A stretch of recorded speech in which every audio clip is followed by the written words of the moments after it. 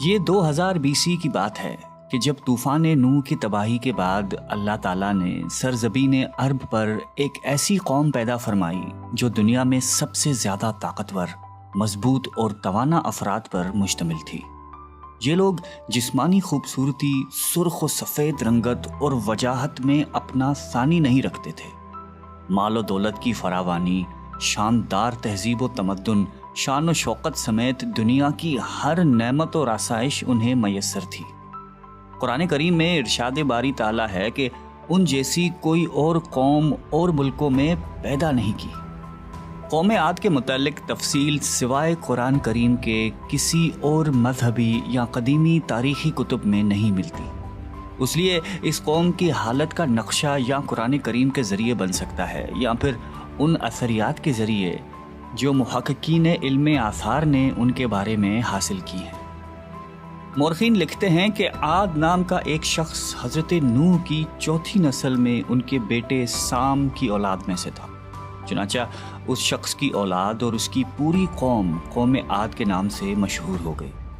وہ اعرابی تھے جو بہت لمبے اور مضبوط ستونوں پر قائم کردہ عالی شان محلات میں رہا کرتے تھے۔ قرآن کریم نے انہیں ارم ذات العماد یعنی ستونوں والے کے نام سے یاد کیا ہے۔ ارم ان کا بہت خوبصورت شہر تھا جس کے آثار 1984 میں خلائی شٹر چیلنجر کی مدد سے دریافت کیے گئے ہیں۔ یہ علاقہ آج کل عمان کا حصہ ہے۔ بحریہ عرب اور بحر احمر کے درمیان عمان، حضرموت، بحرین اور مغربی یمن تک ایک وسیع صحرا ہے جسے صحرائے الحقاف کہتے ہیں۔ یہ دنیا کے عظیم صحراؤں میں سے ایک ہے جس کا رقبہ ایک محتاط اندازے کے مطابق 65 لاکھ مربع میٹر ہے۔ اس صحرا میں سفید اور باریک ریت کے ہزاروں فٹ اونچے پہاڑ نما ٹیلے ہیں جہاں کوئی بھی چیز پھینکی جائے تو منٹوں میں غائب ہو جاتی ہے۔ کسی زمانے میں یہ دنیا کا سرسبز و شاداب علاقہ تھا اور وہاں یہ قوم عاد آباد تھی۔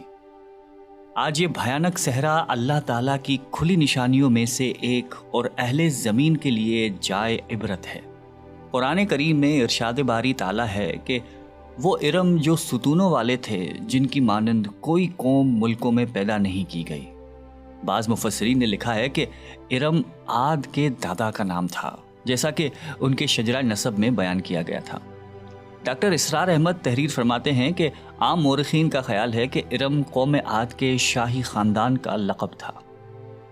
حالیہ دور میں ایک شہر کے جو زیر زمین آثار دریافت ہوئے ہیں ان سے پتہ چلتا ہے کہ اس شہر کے فصیل پر 30 ستون یا مینار بنائے گئے تھے۔ کہا جاتا ہے کہ یہ شہر شداد نے خصوصی اہتمام کے ساتھ بسایا تھا جو اس قوم کا بہت بڑا بادشاہ تھا۔ قد و قامت اور جسمانی قوت کے لحاظ سے دنیا میں اس کا کوئی ثانی پیدا نہیں ہوا۔ اس طرح اس قوم نے جس معیار اور جس انداز کی تعمیراتیں کی، ایسی تعمیرات اس سے پہلے دنیا میں کبھی کسی قوم نے نہیں کی۔ شاید اسی لیے یہ جگہ شداد کی جنت ارضی کے نام سے تاریخ میں مشہور ہے، تاکہ لوگ آخرت کی جنت کے بدلے اس نقد جنت کو اختیار کر لیں۔ مگر جب یہ عالی شان محلات تیار ہو گئے اور شداد نے اپنے روسائے مملکت کے ساتھ اس میں جانے کا ارادہ کیا تو ان پر اللہ تعالیٰ کا عذاب نازل ہوا اور وہ سب ہلاک ہو گئے اور وہ محلات بھی مسمار ہو گئے۔ اس اعتبار سے اس آیت میں قوم عاد پر آئی ایک خاص عذاب کا ذکر ہوا ہے جو شداد بن عاد اور اس کی بنائی ہوئی جنت پر نازل ہوا۔ ایک اور روایت کے مطابق عاد کے بیٹے شداد نے جب جنت کے نام اور خصوصیات سے متعلق سنا تو اس نے زمین پر ایسی ہی جنت بنانے کا ارادہ کیا اور عدن کے کسی صحرا میں تعمیرات کا کام شروع کر دیا، اور مسلسل 300 برس کی شب و روز کی محنت کے بعد دنیا میں ایک خوبصورت جنت بنا دی جس میں شاندار محلات بھی تھے اور نہریں اور آبشار بھی۔ شداد کی عمر 900 سال ہو چکی تھی۔ ایک دن اس نے قوم عاد کے لوگوں کو جنت کے دیدار کی دعوت دی۔ وقت مقررہ پر وہ اپنے لوگوں کے ساتھ جنت کی جانب روانہ ہوا۔ ابھی شہر ارم کے عالی شان دروازے کے قریب ہی پہنچا تھا کہ رب ذوالجلال کے عذاب نے آ گھیرا۔ یوں شداد اپنی جنت کے ساتھ زمین میں ہی زندہ دفن ہو گیا۔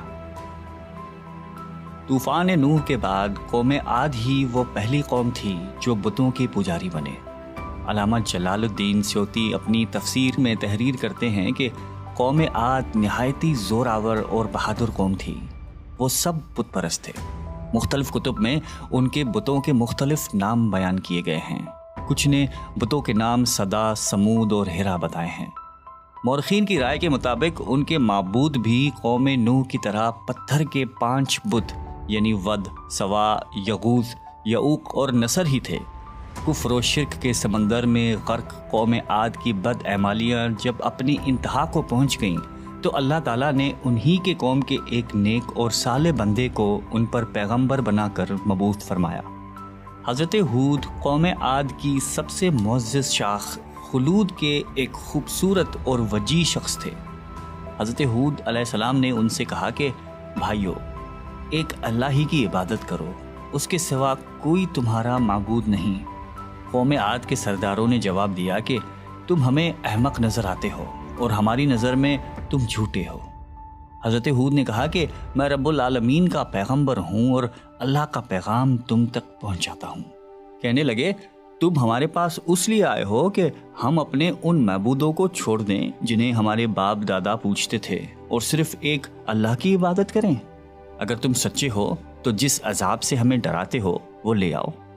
حضرت ہود مسلسل 50 برس یا اس سے بھی زیادہ واعظ و نصیحت کرتے رہے۔ کبھی انہیں اللہ کی عطا کردہ نعمتیں یاد دلاتے تو کبھی عذاب الہی سے ڈراتے، کبھی طوفان نوح کی ہولناکیوں کا ذکر فرماتے، لیکن وہ غرور و تکبر میں اندھے اور بہرے بنے رہے۔ انہیں اپنی طاقت پر بڑا گھمنڈ تھا۔ ارشاد باری تعالیٰ ہے کہ قوم عاد ناحق ملک میں غرور کرنے لگی اور کہنے لگی کہ ہم سے بڑھ کر قوت میں کون ہے۔ قوم عاد کے 13 خاندان تھے۔ عمان سے لے کر یمن تک ایک طویل علاقے میں ان کی بستیاں تھیں۔ سرسبز و شاداب کھیت و کھلیان، پھلوں پھولوں سے لدے ہوئے باغات، میٹھے پانی کی بل کھاتی نہریں، خوبصورت آبشاریں اور تندرست و توانا قوی، مضبوط اور قداور جسامتیں، انہی سب نعمتوں نے انہیں شدید گھمنڈ میں مبتلا کر رکھا تھا۔ حضرت ہود علیہ السلام نے اپنی قوم کو راہ راست پر لانے کے لیے بڑی جدوجہد کی، لیکن قوم عاد آپ کو جادوگر اور سحر زدہ شخص خیال کرتے تھے کہ جنہیں ان کے پتھر کے باطل خداؤں نے دیوانہ بنا دیا تھا۔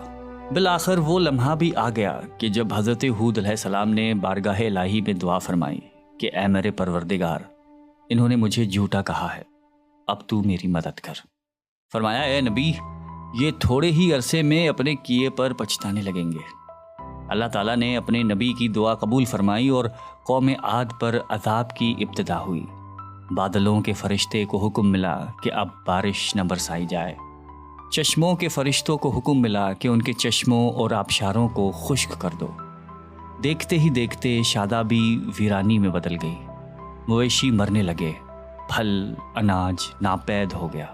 پوری قوم خشک سالی کا شکار ہو کر بدحال و پریشان ہو گئی۔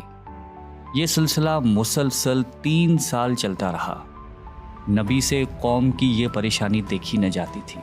مسلسل واعظ و نصیحت کرتے رہتے اور فرماتے کہ اے میری قوم، اپنے پروردگار سے بخشش مانگو، پھر اس کے آگے توبہ کرو، وہ تم پر آسمان سے مینا برسائے گا اور تمہاری طاقت اور قوت میں اضافہ فرمائے گا۔ کہنے لگے ہود، تم ہمارے پاس کوئی دلیل ظاہر نہیں لائے، ہم صرف تمہارے کہنے سے نہ تو اپنے معبودوں کو چھوڑنے والے ہیں اور نہ تم پر ایمان لانے والے ہیں۔ ہم تو یہ سمجھتے ہیں کہ ہمارے کسی معبود نے تمہیں آسیب زدہ کر کے دیوانہ کر دیا ہے۔ اس زمانے میں یہ دستور تھا کہ قوموں کو جب کوئی مشکل آ گھیرتی تو وہ بیت اللہ شریف جا کر اللہ کے آگے آوازاری کرتے اور ان کی مشکل رفع ہو جاتی۔ یعنی کافر قومیں بھی اس حقیقت کو تسلیم کرتی تھیں کہ اس ارض و سما کے مالک ایک لافانی قوت موجود ہے۔ چنانچہ قوم عاد کے 70 سرکردہ افراد مکہ مکرمہ پہنچے، جہاں معاویہ بن بکر کی حکومت تھی۔ معاویہ کی ماں کا تعلق قوم عاد سے تھا۔ معاویہ نے ان کی خوب آؤ بھگت کی۔ وہ لوگ 1 ماہ تک وہاں رہے اور بارش کے لیے دعائیں مانگتے رہے۔ دعا کروانے والے سردار کا نام قیل بن عنبر تھا۔ اللہ تعالیٰ نے ان پر 3 رنگوں کے بادل بھیج دیے، سفید، سرخ اور سیاہ۔ پھر آسمان سے ندا آئی کہ ان میں سے ایک کو منتخب کر لو۔ قیل نے سیاہ بادل کو پسند کر لیا کیونکہ وہ خوب بارش برسانے والا تھا۔ پھر ندا آئی کہ تو نے ہلاکت اور تباہی کو پسند کر لیا ہے۔ چنانچہ اللہ تعالیٰ نے سیاہ بادلوں کو قوم عاد کی جانب ہانک دیا، جسے دیکھ کر پوری قوم خوشی کے شادیانے بجانے لگے۔ ارشاد باری تعالیٰ ہے کہ جب انہوں نے اس عذاب کو دیکھا جو بادل کی صورت میں ان کے میدانوں کی طرف آ رہا تھا، تو کہنے لگے یہ تو بادل ہے جو ہم پر برس کر رہے گا۔ تو اللہ تعالیٰ نے فرمایا نہیں، بلکہ یہ وہ چیز ہے جس کے لیے تم جلدی کرتے تھے، یعنی آندھی جس میں درد دینے والا عذاب بھرا ہوا ہے۔ یہ ہر چیز کو اپنے پروردگار کے حکم سے تباہ کیے دیتی ہے۔ گنہگار لوگوں کو ہم اسی طرح سزا دیا کرتے ہیں۔ اللہ تعالیٰ نے یہ عذاب 7 رات اور 8 دنوں تک مسلسل جاری رکھا۔ اس آندھی نے کسی جاندار کو زندہ نہیں چھوڑا۔ غاروں، پہاڑوں، گھروں، محلات اور قلعوں کے اندر سب کو فنا کر ڈالا۔